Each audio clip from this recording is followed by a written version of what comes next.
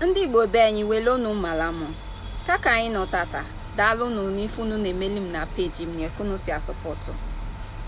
Ụfọdụ ozi ụfọdụ ndị mmadụ na-ezigheli m wachọ ka nkwu maka ya, mana dịka m ekwudo ife ọbụla bikos na ife ewe ezigheli m ekweghine m. Ụfọdụ ndị Igbo be anyị na-ezigheli m ozi na anyị bụ ndị Jewish, ndị Israel na be ka anyị si jene. Bikodo dịka ka m si ekwu mbụ, ọ bụ na ịbụ na Igbo bụ Igbo na yusi so ya ma ibe isi jene, ewekwana iwe o, maka na mmai nke a masụ ụfọdụ, mana nke agwa itata na mụ bụ Ada Ani Ọcha na Ada Ani Ọma. Mbụ Igbo onwe na ebe nsi jene, mbụ the real Igbo, the main one. Ọ bụ na ịma na mbụ ka ngwa itata n'Igbo bụ izizi n'ụwa ncha o. Ịma na I'll still drop that video, m ga-ekwukwe maka ya. Ndị Igbo bụ ndị izizi. Nye m o ji dịdị ka na ya anụ okwu Igbo be ncha, left, right, center, back, front, everywhere. Ị anụ okwu ndị Igbo. Ye mewa ji anụsụ enyi ọgụ awa anụsụ enyi. We are the first. So ọ bụ na onwe obodo wa si na wa bụ ndị izizi nọ n'ụwa. Ịma na anyị bụ ndị Igbo. Ụfọdụ ife ndị anyị na-eme n'ụmai na ọ dị n'akwụkwọ nsọ. Yes, ọ dị n'akwụkwọ nsọ. Ife onyinye of two for another day m ga-eme, ọ nọ n'ime akwụkwọ nsọ. Ijuga kaka anyị na-awasi ike iyo quest bisi ajụ kaka ndị Igbo na ndị Israel, ndị Jewish, kaka anyị si wee kezi the same practices. Iyo quest bisi ajụzi ajụjụ a isi na anyị bụ ndị Igbo na anyị bịa meshikwedu o. Don't say it too much outside. Maka ikwu eshi nne ndị Abakpa na ndị ugwu achụpụ na obele anyị awa nna fọdụ anya ya manage. They will not believe it. Yes, n'ibu n'onye Nigeria na ibia abịa. Anyị anyị bụ izizi. Apụ ife ndị a wee discover maka anyị bụ ndị Igbo. Anyị bụ ndị izizi. Otega anyị nọ na be. Ndị ugwu bịakwuru anyị.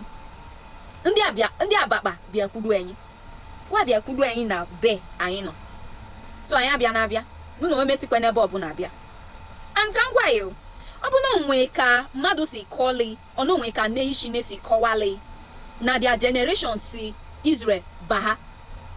Mai ọ bụ na wa baha ije wee jege mbụ ka wa nụ efeshi ụnụ. Ndị Igbo ka wa bụzọ bụ tupu wa bịa je obodo efu bụ Israel. Bịa no bezikwesi na wee ka nwa. Anyị anụ the story of Ezechima. Anyị fu kosi ji ije create kosi obodo na-eje. Mana ọ no bezikwesi no ikanwa. No chọ ino no. So that is it. Me I didn't come from anywhere. Mbụ ezigbo onye Igbo. I'm telling you, the way si eme ọ dị kwiche from the way omune ndị ọzọ si eme o. Not be today it starts. I could remember cancel auntie mu no ka no JS1. Ngunu. Uno primary 5 can be the mama asụsụ anyị. Bini ka wa se mu anyị eto. Amena ma asụsụ anyị. Nemushi na bia mafu.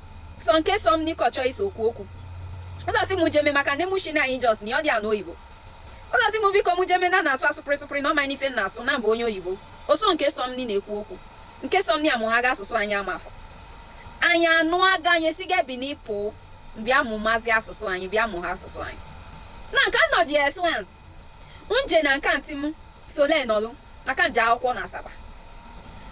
O nwere so ụfọdụ amaghịsị na asụsụ anyị asụ. Onye na-ege m ntị ọfụma ga-amaghị na asụsụ be anyị amaghịsị na asụ. Yes, apụkwana na asụ anọ. Amaghịsị na asụ. Ee, ama afụ kansụ antị mụ nọ. Ọ bụ na ntị mụ si mụ ka m wee ife n'ime ụlọ. Nji asụsụ Igbo wee kpụa. Bewe kpoti efele ndị be anyị besi jene besi bịa. Anyị ashi bewe kpoti efele arịa. I think na antimu mụ ha ya bụ arịa n'aka mụ. Antimu na-eme Oyibo shine. Ọ dịzị dịka na mụ na onwe m sụnashizi asụsụ anyị. My mom na-akpụ anị m maka nsue nọ. Antimu si, oh, na nwata the way you speak Igbo, you speak it too deep. Like he asụ ọnụ asụsụ anyị too deep. Biko kpọ ife n'Oyibo ka imi ji akpụ arịa anyị nọ na n'ụlọ. You know? Another thing na-emezikwa ka mụ na-anọ. Ndị be anyị ji ọlụ Oyibo na Asaba wewe. So amafu mụ na-anọ. Onwe ka anyị si pụ especially na anyị jafia maka okume jafia wewe mpuasi ha na onye bụ okorie nwa okorie onye bụ nwa Okafọ ka si ejedo nkeneko amena m emekarị onwe m mana mama magakwa m imekarị onwe m kita because sometimes when you are greeting some people ọdịzi dịka na ego dịwa na akpaki ya achọ you want to beg them or you know when you nwezi steez maka na ịbịa gị kenewe so amụ amagakwa m mana mmaikwa na you know when na like ikene ekene m ga-ekene ya ọfụma mụ na ị ga-ekene ọfụma mana kita amụ amaga m kawasị anyụkwụ m anya tụ na apịa anya na ọ bụ na ịsọ mara apịa anya na ife onye ime so all those things I was doing them I don't even know no GSO na amafu and tim too na wonder akụdịrị mmadụ bụ onye so nna asị na bụ ezigbo nwa onye Igbo na-behave quite different from my siblings o wee kwiche na ekwiche nna ya bụ besi bịa na som mbụ onye Igbo ọ dị eme mifele ọsọm wee ife enyi na asọm wee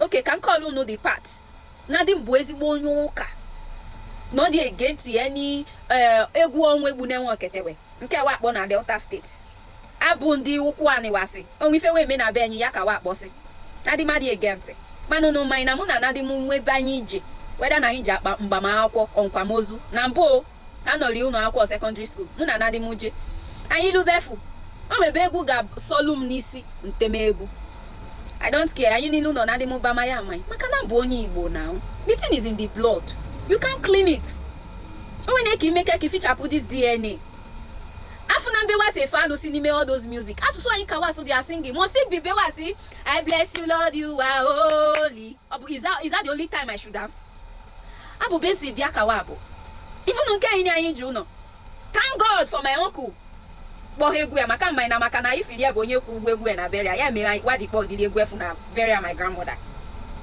ofu anti masị n'oge anụ ife wasụ si anụ nwere onye akpọ iyi na egwu be anyị ido just vibe to it no nwere onye akpọ iyi crowd jube wa ga na-akpọsi mmadụ chi ya everybody is just dancing and let's stop that biko donu I did not come from anywhere m bụ ezigbo onye Igbo ezigbue like ezigbue adogete wuhe m shinne na ọbụna abụ na m onye Igbo some things na-eme ụfọdụ ife na-eme mmesi esef m ya jụ m onwe m how did you get here because no bala it's my DNA I can't deny it manwike hapwa it's just there bikodo I did not come from anywhere I'm not among those who see Israel bia obuni isi befu bia let me tell you today onye buni na lineage unu na shweshini that doesn't mean they are from there all right ndị Igbo ka anyị bụ ndị izizi n'ụwa and Jesus Christ abụ na onye ọcha onye ojii daalụ unu